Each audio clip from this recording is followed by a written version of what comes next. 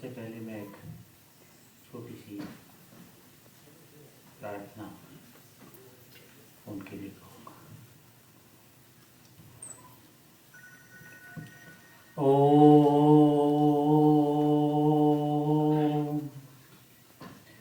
ओम यतः सर्वाणि भूतानि प्रतिभान्ति स्थितानि च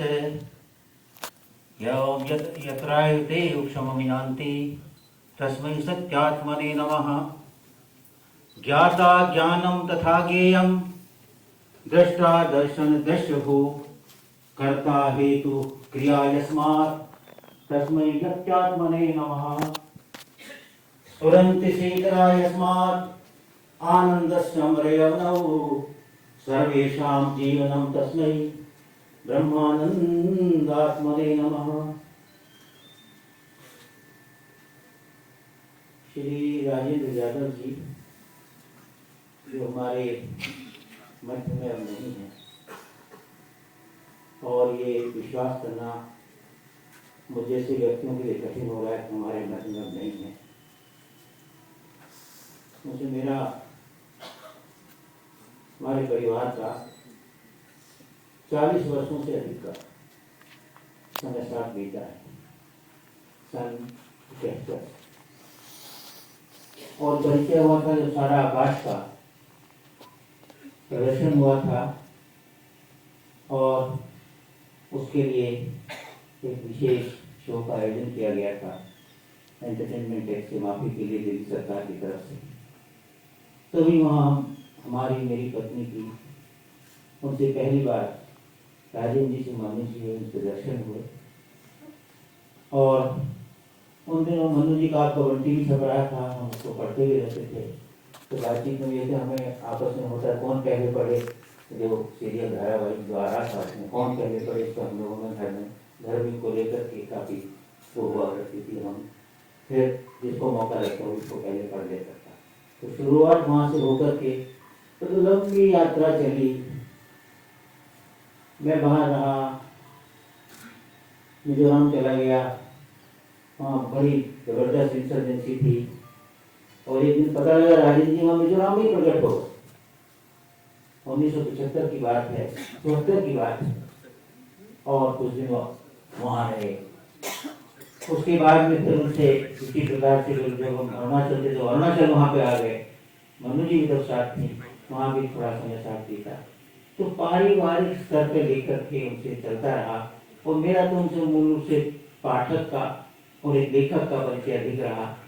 जो पढ़ते थे या वो जो लिखते थे हम उसको पढ़ते थे, और पढ़ने के बाद में जैसा मुझे लगता था मैं उनसे कहता भी था, और वो जैसे कहा पहले वाले वक्ता साहब ने कि बुरा नहीं मानते थे, निंदक नहीं राखिए, साफ साफ शब्दों में वो काफ़ी बातें हम उनको कह देते थे। और ऐसा ही उनके साथ में सबका सभी चलता रहा, और उन्हीं की पंक्ति थी, मन को तो खींच करके भी कहता रहा था कि तेरा स्वर मुझे खींचे लिए जाता, कि तेरा स्वर मुझे खींचे लिए जाता, कि जैसे डोर बंसी की तड़पती नींद को खींचे, की जैसे जैसे पथ की रेखा ध्रुव, जैसे पथ की रेखा ध्रुव पथीर को खींचे, कि तेरा स्वर मुझे खींचे लिए जाता। तो इस तरह का कुछ आकर्षण का भाव एक दूसरे के प्रति रहा, और हम लोग साथ साथ करते रहे। लेकिन मूल प्रश्न वो भी नहीं है। मूल प्रश्न तो ये है कि हम अंदर से कैसे एक दूसरे के साथ में व्यक्ति के रूप में कैसे जुड़े हुए थे। और पिछले कुछ वर्षों से थोड़ी सी दूरी आ गई थी, और दूरी का कारण शायद ये वो उधर मयूर बिहार चले गए थे, हम घर थे गुलमोहर एनक्लेव की तरफ यहाँ रहते हैं, मनु वहीं पास में वो साथ में रहते हैं, पूरा परिवार था, तो वहाँ आना जाना थोड़ा कम हो गया था। और दूसरा मुझे ये लगता था कि वैचारिक स्तर और विशेष रूप से जिनके एडिटोरियल्स के बारे में बड़ी चर्चा होगी, लोग कहेंगे वो उनके बड़े जबरदस्त वो अपने अंश में लिखते थे सबके सब कुछ, उसमें ऐसे वो थे कंटेंट्स होते थे कि मैं उनसे प्राय अपने को सहमत नहीं पाता था उनसे, और मैं कह भी देता था।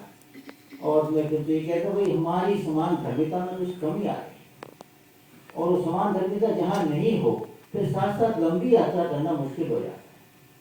तो उससे धीरे धीरे मुझे लगा थोड़ी दूरी बढ़ती गई। लेकिन ये उनकी देखिए, वो हमेशा फोन करते थे, विशेष रूप से जब मेरा जन्मदिन होता था अक्टूबर में। ये हो नहीं सकता था वो फोन नहीं करें, और ये हो नहीं सकता था वो मेरी काम नहीं थी, हो सकता था मैं उनकी काम नहीं थी।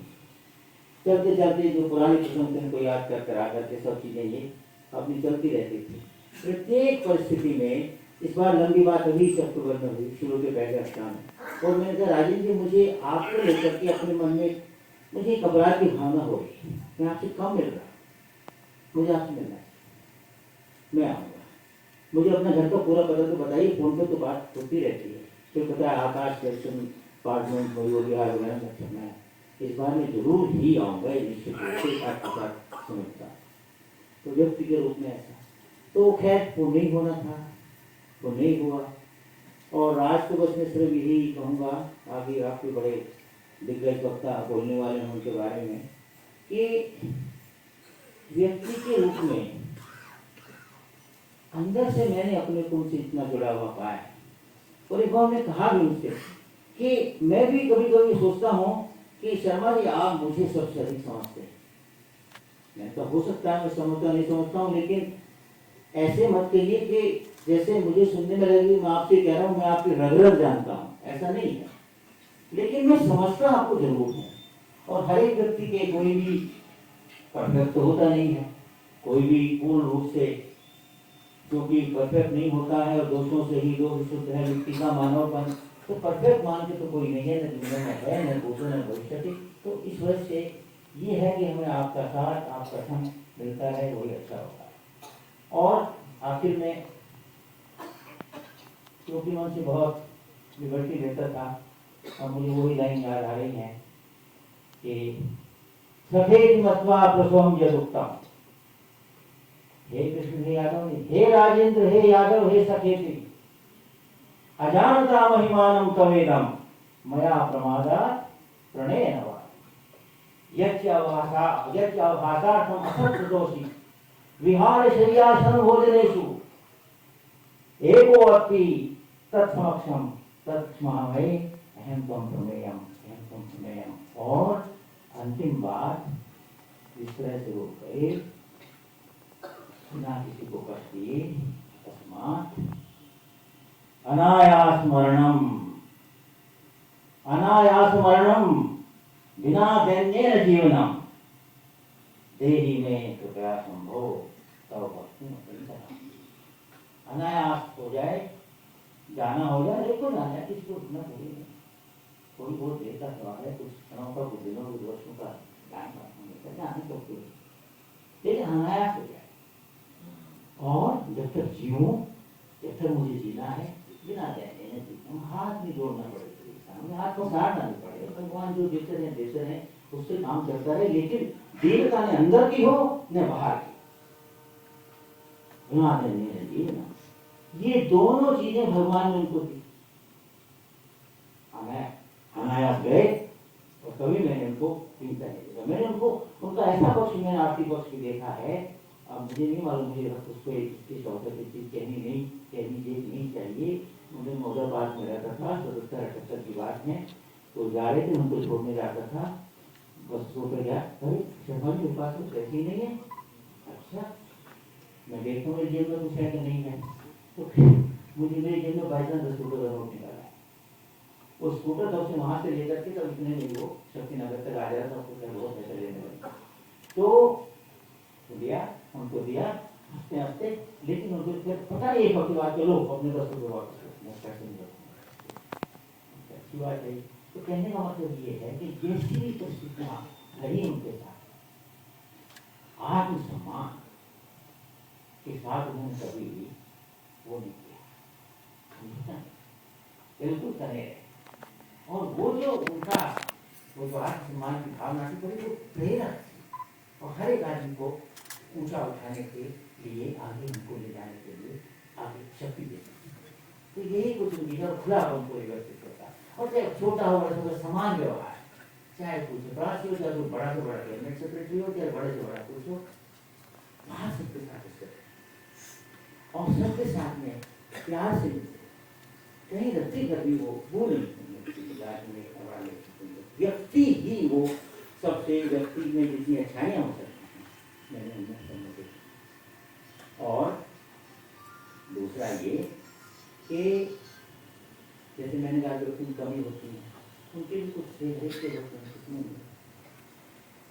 लेकिन और ये बात कह के मैं अपनी बात समाप्त करूँगा, जो मुझे उनकी विचारधारा लगी, जो दर्शन लगा वो था सहजम कर्म कौन्तेय सदोषम अपि न त्यजेत् सर्वारंभा दोषेण धूमे लग्ने उदाहरण।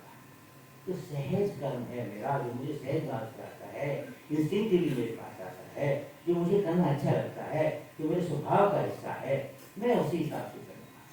वो कह रहे मुझे बंधन पसंद नहीं है, ठीक है बंधन पसंद नहीं तो अच्छी बात है, ताकि दिखाए रहे पूरे 84-85%। तो ये जो चीज उनकी थी सहज भाव से जीना, सहज भाव से जीने में फिर दूसरों को मेरे को दोष दिखाई देते रहे, दिखाई देते रहे, इसमें दोष नहीं है, ठीक है मैं तो जैसा, लेकिन मैं अपने अंदर क्या आत्मा से उस वैसे बड़ा सुंदर जीवन दिया। और मैं तो ईश्वर साहब ने कहूँगा पूरा एक बहुत ही मीनिंगफुल लाइफ अर्थपूर्ण जीवन उन्होंने दिया। और 84-85 वर्ष में उन्होंने गए और मैं तो उनको उनकी स्मृति की आत्मा को उनको निरंतर करता रहूँगा और मैं नमन करता हूँ।